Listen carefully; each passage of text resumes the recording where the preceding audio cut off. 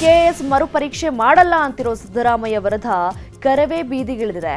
ಬೆಂಗಳೂರಿನ ಫ್ರೀಡಂ ಪಾರ್ಕ್ನಲ್ಲಿ ಕೆಪಿಎಸ್ಸಿ ಎಡವಟ್ಟು ಖಂಡಿಸಿ ಕರವೇ ಹೋರಾಟಗಾರರು ಅಹೋರಾತ್ರಿ ಪ್ರತಿಭಟನೆ ನಡೆಸುತ್ತಿದ್ದಾರೆ. ಕೆಎಎಸ್ ಮರುಪರೀಕ್ಷೆ ಎಡವಟ್ಟು ಸರಿಪಡಿಸಲು ಆಗ್ರಹಿಸಿ ಭಜನೆ ಹಾಡನ್ನು ಹಾಡ್ತಾ ಪ್ರತಿಭಟನೆ ಮಾಡಿದರು. ಕಳೆದ ಹಲವು ವರ್ಷಗಳಿಂದ ಸಾರಿಗೆ ನೌಕರರು ಬೇಡಿಕೆ ಮೇಲೆ ಬೇಡಿಕೆ ಇಡ್ತಿದ್ದಾರೆ. ಆದರೆ ಸರ್ಕಾರ ಮಾತ್ರ ಇದರ ಬಗ್ಗೆ ಕಿವಿಗೊಡ್ತಾ ಇಲ್ಲ. ಬೇಡಿಕೆ ಈಡೇರಿಸದೆ ಹೋದರೆ ಸರ್ಕಾರದ ನಟ್ಟು ಬೋಲ್ಟ್ ಟೈಟ್ ಮಾಡ್ತೀವಿ ಅಂತ ರಾಜ್ಯ ಸಾರಿಗೆ ನೌಕರರು ಎಚ್ಚರಿಕೆಯನ್ನು ಕೊಟ್ಟಿದ್ದಾರೆ. ನ್ಯೂಸ್ 18 ಜೊತೆ ಮಾತನಾಡಿದ ಸಾರಿಗೆ ನೌಕರ ಮುಖಂಡ ಅನಂತ್ ಸುಬ್ಬರಾವ್, 3 ಗಂಟೆ ಬಜೆಟ್ ಓದೋರು 10 ನಿಮಿಷ ಟೈಮ್ ಕೊಡ್ತಾ ಇಲ್ಲ. ಸಾರಿಗೆ ನೌಕರರ ಕಷ್ಟ ಕೇಳೋಕೆ ಸಿಎಂ ಡಿಸಿಎಂಗೆ ಟೈಮ್ ಇಲ್ಲ. ಸರ್ಕಾರದ ನಟ್ಟು ಬೋಲ್ಟ್ ಟೈಟ್ ಮಾಡೋ ಶಕ್ತಿ ಇದೆ ಅಂತ ಎಚ್ಚರಿಕೆಯನ್ನು ಕೊಟ್ಟಿದ್ದಾರೆ. ಚಿಕ್ಕಮಗಳೂರಿನ ನಲ್ಲೂರು ಮಠ ಹಾಗೂ ಜಾಮಿಯಾ ಮಸೀದಿ ಆಸ್ತಿ ವಿವಾದ ಸಂಬಂಧ ಜಿಲ್ಲಾ ವಕ್ಫ್ ಅಧಿಕಾರಿಯನ್ನು ಅಮಾನತು ಮಾಡಲಾಗಿದೆ. ದಾಖಲೆ ಪರಿಶೀಲಿಸದೆ ವಿವಾದಿತ ಜಾಗದಲ್ಲಿದ್ದಂತಹ ಕಟ್ಟಡಗಳನ್ನು ಏಕಾಏಕಿ ತೆರವು ಮಾಡಲು ಅವಕಾಶ ಕೊಟ್ಟ ಕಾರಣ ಸೈಯದ್ ಸತ್ತಾರ್ ಹುಸೇನಿಯನ್ನ ಸಸ್ಪೆಂಡ್ ಮಾಡಲಾಗಿದೆ. ಇನ್ನು ನಲ್ಲೂರು ಮಠ ಹಾಗೂ ಜಾಮಿಯಾ ಮಸೀದಿ ಆಸ್ತಿ ವಿವಾದ ಜಟಾಪಟಿ ಮುಂದುವರೆದಿದೆ. ವಿವಾದಿತ ಪ್ರದೇಶದಲ್ಲಿ 14 ದಿನಗಳ ಕಾಲ ನಿಷೇಧಾಜ್ಞೆ ಮುಂದುವರೆದಿದೆ. ಮಾರ್ಚ್ 24ರವರೆಗೂ ನಿಷೇಧಾಜ್ಞೆ ಜಾರಿ ಮಾಡಿ ತಹಶೀಲ್ದಾರ್ ಸುಮಂತ್ ಆದೇಶವನ್ನು ಹೊರಡಿಸಿದ್ದಾರೆ. ವಿವಾದಿತ ಸ್ಥಳದಲ್ಲಿ ಕಟ್ಟಡ ನಿರ್ಮಾಣ ತೆರವು ಮಾಡುವಂತಿಲ್ಲ ಅಂತ ಸೂಚನೆ ಕೊಡಲಾಗಿದೆ. ಉತ್ತರ ಕನ್ನಡ ಜಿಲ್ಲೆಯ ಅಂಕೋಲಾ ತಾಲೂಕಿನ ಕೇಣಿ ಬಂದರು ನಿರ್ಮಾಣಕ್ಕೆ ಭಾರೀ ವಿರೋಧ ವ್ಯಕ್ತವಾಗಿದೆ.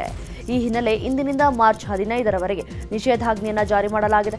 ಸಮುದ್ರ ವ್ಯಾಪ್ತಿಯಲ್ಲಿ ಸರ್ವೆ ಕಾರ್ಯ ಪ್ರಗತಿಯಲ್ಲಿದ್ದು ನಾಳೆ ಬೃಹತ್ ಹೋರಾಟ ನಡೆಯುವ ಸಾಧ್ಯತೆ ಇದೆ.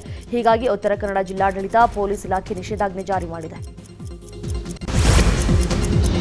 ರಾಜ್ಯದಲ್ಲಿ ರಣ ಬಿಸಿಲು ನೆತ್ತಿಯನ್ನ ಸುಡುತ್ತಿರುವುದರಿಂದ ಜನ ಹೈರಾಣಾಗಿದ್ದಾರೆ. ಇನ್ನು ಈ ನಡುವೆ ರಾಜ್ಯಕ್ಕೆ ಭಾರೀ ಮಳೆ ಮುನ್ಸೂಚನೆ ಸಿಕ್ಕಿದ್ದು 3 ದಿನಗಳ ಕಾಲ ರಾಜ್ಯದ ಹಲವೆಡೆ ಮಳೆಯಾಗಲಿದೆ. ದಕ್ಷಿಣ ಕರ್ನಾಟಕದ ಕೆಲವು ಭಾಗಗಳು ಮತ್ತು ಕರಾವಳಿ ಪ್ರದೇಶದಲ್ಲಿ ಹಗುರ ಮಳೆಯಾಗುವ ಸಾಧ್ಯತೆ ಇದೆ. ಇನ್ನು ಬಿಸಿಲ ಬೇಗೆಗೆ ಬೆಂದು ಹೋಗಿದಂತಹ ರಾಜ್ಯದ ಕೆಲ ಜಿಲ್ಲೆಗಳು ಇದೀಗ ಮಳೆಯಿಂದಾಗಿ ಮತ್ತೆ ತಂಪಾಗಲಿದೆ. ಅನ್ಯ ಧರ್ಮದ ಯುವತಿಯರನ್ನ ಪ್ರೀತಿಸಿ ಮದುವೆಯಾಗಿ ಅಂತ ಮಂಗಳೂರಿನಲ್ಲಿ ಚಕ್ರವರ್ತಿ ಸೂಲಿಬೆಲೆ ಹೇಳಿದ್ದಾರೆ.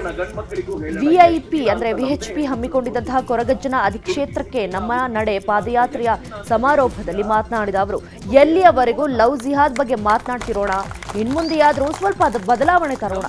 ಹುಡುಗಿ ಸಿಗ್ಲಿಲ್ಲ ಅಂತ ಎಷ್ಟು ದಿನ ಅಂತ ಹೇಳ್ತಿರ್ತೀರಾ, ಇಷ್ಟು ದಿನ ಅಂತ ನಮ್ಮ ಹೆಣ್ಮಕ್ಳನ್ನೇ ನೋಡ್ತೀರಾ, ಸ್ವಲ್ಪ ಬೇರೆಯವರ ಹೆಣ್ಮಕ್ಳನ್ನು ನೋಡ್ಬೇಕಲ್ವಾ ಅಂತ ಹೇಳಿದ್ದಾರೆ. ಸದ್ಯ ಸೂಲಿಬೆಲೆ ಮಾತಿಗೆ ಈಗ ಪರ ವಿರೋಧದ ಚರ್ಚೆ ಶುರುವಾಗಿದೆ. ಗದಗ ಜಿಲ್ಲೆ ಬೆಟಗೇರಿ ಬಡಾವಣೆ ಪೊಲೀಸರು ಭರ್ಜರಿಯಾಗಿಯೇ ಕಾರ್ಯಾಚರಣೆ ನಡೆಸಿದ್ದಾರೆ. ಗದಗ ಜಿಲ್ಲೆಗೆ ಎಂಟ್ರಿ ಕೊಟ್ಟ ಮುಸ್ಕೋಧಾರಿ ಗ್ಯಾಂಗ್ ಅನ್ನ ಪೊಲೀಸರು ಅರೆಸ್ಟ್ ಮಾಡಿದ್ದಾರೆ.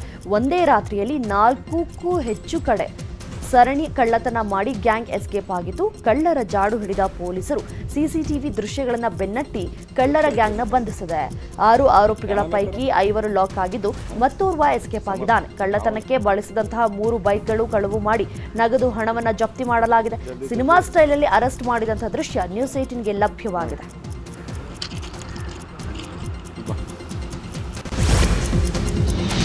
ಹಾವೇರಿಯಲ್ಲಿ ವಾಟ್ಸಪ್ ಸ್ಟೇಟಸ್ ಹಾಕಿ ಯುವಕ ಆತ್ಮಹತ್ಯೆಗೆ ಶರಣಾಗಿದ್ದಾನೆ. ಹಾನಗಲ್ ತಾಲೂಕಿನ ಹೇರೂರು ಗ್ರಾಮದ ಸಂಜೀವ ಚನ್ನಬಸಪ್ಪ ಬಾಗಣ್ಣನವರ್ ನೇಣು ಬಿಗಿದುಕೊಂಡು ಆತ್ಮಹತ್ಯೆ ಮಾಡಿಕೊಂಡಿದ್ದಾನೆ. ನಮ್ಮ ದೇವರು ನನ್ನ ಇವತ್ತು ಕರೆಸ್ಕೊಳ್ತಿದ್ದಾನೆ. ನಮ್ಮ ಬೋರಿನ ಮನೆಯಲ್ಲಿ ನನ್ನ ಉಸಿರು ನಿಂತಿದೆ. ತಮ್ಮ ಅಪ್ಪನನ್ನ ಚೆನ್ನಾಗಿ ನೋಡ್ಕೋ ಅಂತ ಸ್ಟೇಟಸ್ ಹಾಕಿ ಯುವಕ ಆತ್ಮಹತ್ಯೆ ಮಾಡಿಕೊಂಡಿದ್ದಾನೆ. ಇನ್ನು ಹಾವೇರಿ ಜಿಲ್ಲಾಸ್ಪತ್ರೆಯಲ್ಲಿ ಮೃತದೇಹದ ಮರಣೋತ್ತರ ಪರೀಕ್ಷೆ ನಡೆಸಲಾಯಿತು.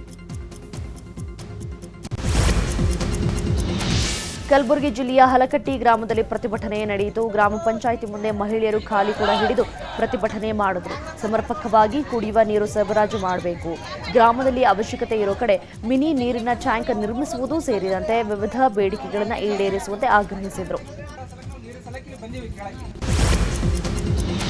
ಛತ್ತೀಸ್ಗಢದ ಮಾಜಿ ಮುಖ್ಯಮಂತ್ರಿ ಭೂಪೇಶ್ ಬಾಘೇಲ್ ಅವರ ನಿವಾಸದ ಬಳಿ ಭಾರೀ ಹೈಡ್ರಾಮಾ ನಡೆದು ಹೋಗಿದೆ. ಮದ್ಯ ಹಗರಣ ಪ್ರಕರಣದಲ್ಲಿ ಮಾಜಿ ಸಿಎಂ ಭೂಪೇಶ್ ಬಘೇಲ್ ಪುತ್ರ ತನಿಖೆಯನ್ನು ಎದುರಿಸ್ತಾ ಇದ್ದು, ಶೋಧ ನಡೆಸಿದ ಇಡಿ ಅಧಿಕಾರಿಗಳ ಮೇಲೆ ಜನರ ಗುಂಪೊಂದು ದಾಳಿ ನಡೆಸಿದೆ. ದಾಳಿಕೋರರು ಕಾಂಗ್ರೆಸ್ ಕಾರ್ಯಕರ್ತರು ಮತ್ತು ಅಧಿಕಾರಿಗಳು ಆರೋಪಿಸಿದ್ದಾರೆ. ಬಘೇಲ ನಿವಾಸದಲ್ಲಿ ನಡೆದಂತಹ ಶೋಧದಿಂದ ಅಸಮಾಧಾನಗೊಂಡಿದ್ದಂತಹ ಗುಂಪು ಈ ಕೃತ್ಯವನ್ನ ಎಸಗಿದೆ. ಭಾರತಕ್ಕೆ ತಲೆನೋವಾಗಿದ್ದ ಜಸ್ಟಿನ್ ಟ್ರುಡೋ ಬದಲಿಗೆ ಕೆನಡಾ ಪ್ರಧಾನಿಯಾಗಿ ಮಾರ್ಕ್ ಕಾರ್ನೆ ಅಧಿಕಾರ ವಹಿಸಿಕೊಳ್ಳುವುದು ದೃಢಪಟ್ಟಿದೆ. ಕೆನಡಾದ ಲಿಬರಲ್ ಪಾರ್ಟಿಯ ನಾಯಕನಾಗಿ ಮಾರ್ಕ್ ಕಾರ್ನೆ ಆಯ್ಕೆಯಾಗಿದ್ದು ಈ ವಾರವೇ ನೂತನ ಪ್ರಧಾನಿಯಾಗಿ ಪ್ರಮಾಣ ವಚನ ಸ್ವೀಕರಿಸುವ ಸಾಧ್ಯತೆ ಇದೆ. ಪಕ್ಷದ ನಾಯಕನ ಆಯ್ಕೆಗೆ ನಡೆದಂತಹ ಚುನಾವಣೆಯಲ್ಲಿ ಕಾರ್ನೆ ಭರ್ಜರಿ ಮತಗಳಿಂದ ಜಯಗಳಿಸಿದ್ದಾರೆ.